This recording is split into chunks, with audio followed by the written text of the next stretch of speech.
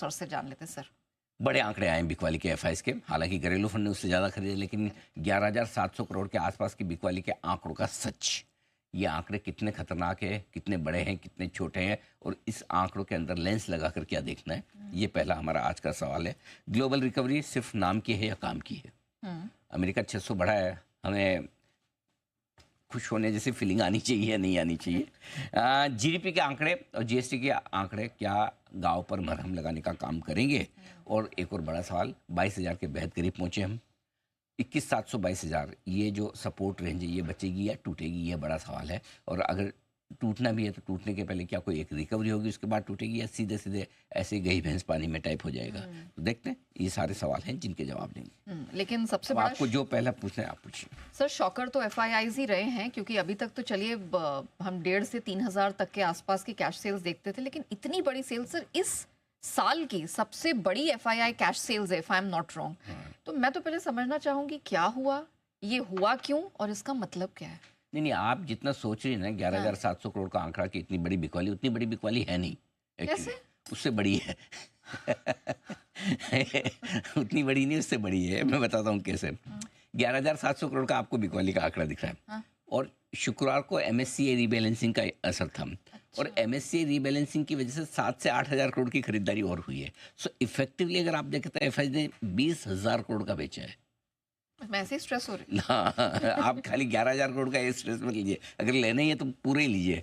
करीबन 19-20 हज़ार करोड़ की बिकवाली है एफआईएस की, ये 11,700 करोड़ की नहीं है। क्योंकि आप वो भी आंकड़ा दे, अगर वो खरीदा है 7-8 हज़ार करोड़ का, अगर उसको हटा दें, मतलब, और मजे की बात एक और देखिए, शुक्रवार के सेशन में खरीदारी बिकवाली के आंकड़े बहुत ज़बरदस्त थे। 50 हज़ार करोड़ की खरीदारी बिकवाली, यानी कि वॉल्यूम ज़बरदस्त हुआ है। आमतौर पर एफआईसी खरीदारी बिकवाली का आंकड़ा 10,000 से 15,000 करोड़ की रेंज में रहता है, और नेट फिर 2,000-3,000 करोड़ पे आ जाता है।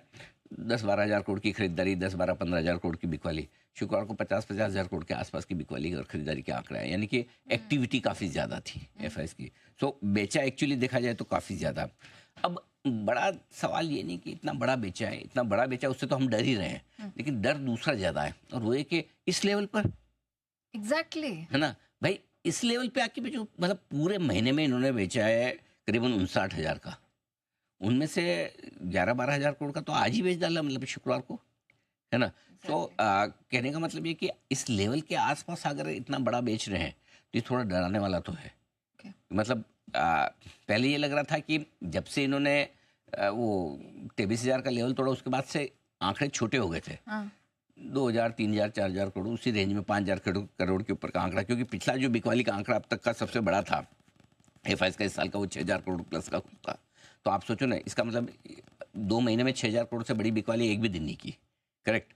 सो अगर 11,000 करोड़, 11,700, और अगर उसको एडजस्टमेंट को मिला के देखें, अगर इस लेवल पे आके इतना बड़ा बेचें, तो इसका मतलब तो उनको यहाँ से भी खराब ही लगता है, वो नीचे लगता है, बहुत ज्यादा है। इसका मतलब तो यही है। अब एक तरफ से आप ये कह सकते हैं कि हर रोज़ तो इतनी बड़ी बिकवाली नहीं होगी, बिल्कुल ठीक बात है, नहीं होगी रोज़ तो 10,000, 15,000 और 20,000 करोड़ के एफआईएस बेचने वाले नहीं है। लेकिन प्रॉब्लम ये है कि अब छोटी बिकवाली को भी बाजार को संभालना मुश्किल हो रहा है। एक ज़माना था जब सितंबर के अक्टूबर के महीने में शुरुआत हुई थी, हम 10-10, 15,000 करोड़ के आंकड़े आराम से पचा लेते थे, करेक्ट, इनफैक्ट ऊपर भी बंद हो जाते थे। लेकिन अब ये है कि अब 3-4 हज़ार करोड़ की बिकवाली भी संभालना मुश्किल होता है। हर मतलब वो आपकी बॉडी में कितनी ताकत, उस पर डिपेंड करता है ना।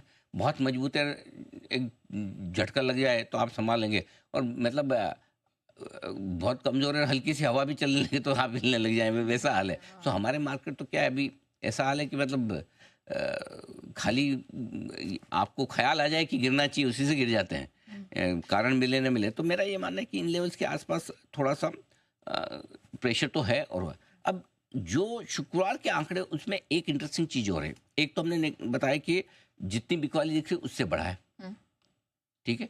दूसरा एक चीज़ और है, होता क्या है कि जनरली एमएससीआई की रिबैलेंसिंग जब भी होती है, आपको पता है किस किस स्टॉक में कितनी खरीदारी होगी, क्या है क्या नहीं, और कई सारे आर्बिट्राजर्स होते हैं, उससे पहले खरीद के रखते हैं कि भाई उस रिबैलेंसिंग के दिन कोई न कोई तो आके लेगा, वो फंड जो भी फॉलो करता है। तो हुआ ये कि इस बार क्या उनको एग्जिट नहीं मिला। हर बार ऐसा होता है, तो एक तरफ तो जो बेचना था, तो काफ़ी कुछ बिकवाली का प्रेशर इस वजह से भी हुआ कि जो आर्बिट्राइजर्स या जो ब्रोकर्स पहले उस वेयर हाउस करके बैठे थे, हाँ, उन्होंने भी काफ़ी पोजीशन हल्की की है शुक्रवार के सेशन में। बिकवाली का प्रेशर इस वजह से भी बढ़ा है। ओके। तो उस लिहाज से देखें, हम देखते हैं, वैसे तो आंकड़े बड़े आ ही रहे हैं और फरवरी का महीना भी खराब ही रहा है। 59,000 करोड़ की बिकवाली का आंकड़ा है। हम्म, अब 2-3 दिन कम भी थे, 28 दिन ही थे फरवरी में। 2-3 दिन और होते तो शायद 70,000 के आसपास पहुंच जाता। करेक्ट। ठीक है, बट एनीवे, तो कुल मिला के एफआईएस अभी बड़ी समस्या भारतीय बाजारों के लिए यही बची है कि एफआईएस की बिकवाली का प्रेशर कब रुकता है। कम होगा। कम तो हो रहा है, ऐसा नहीं, लेकिन कम प्रेशर पे भी अब नया ये हो रहा है कि इम्पैक्ट आ रहा है। पहले ज़्यादा बिकवाली पे असर नहीं आता था, अब कम बिकवाली पे भी असर आ रहा है, क्योंकि सामने खरीदने की ताकत कम होती जा रही है डे बाय डे।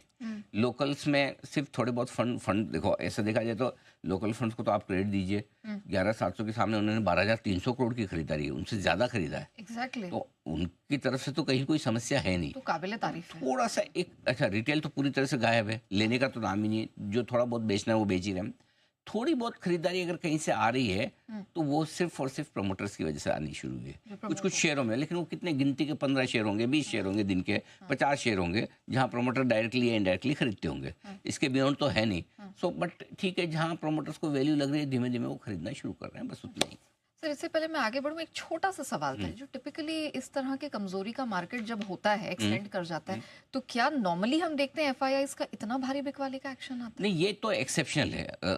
मतलब इतना बड़ा बिकवाली का आंकड़ा जनरली आता नहीं है, और स्पेशली इन लेवल्स के आसपास, और ऐसा कोई बड़ा ट्रिगर नहीं जिसकी वजह से आप इतना बेचे। नो डाउट गुरुवार को अमेरिकी बाजार घटे थे, वो थोड़ा सेंटीमेंट खराब करने वाला था, लेकिन अमेरिकी बाजार बढ़ रहे हैं तो हम कौन सा बढ़ रहे हैं। सो एक्चुअली ऐसा नहीं कि हम अमेरिका की वजह से कर रहे हैं। सबसे बड़ा शॉकिंग क्या था, सीरीज के पहले दिन शायद आप उम्मीद कम करते हैं कि ऐसा झटका लगेगा। हाँ, आप 15-16% एफआईज इंडेक्स लॉन्ग पोजीशन पे आ रहे हैं, लगातार 5 सीरीज आप नेगेटिव देख चुके हैं, लगातार 17 ट्रेडिंग सेशन से बाजार नीचे है, तो आप थोड़ी उम्मीद कम रखते हैं।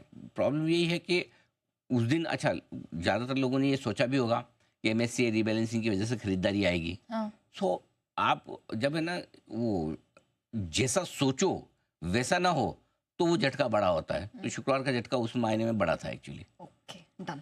ठीक है सर।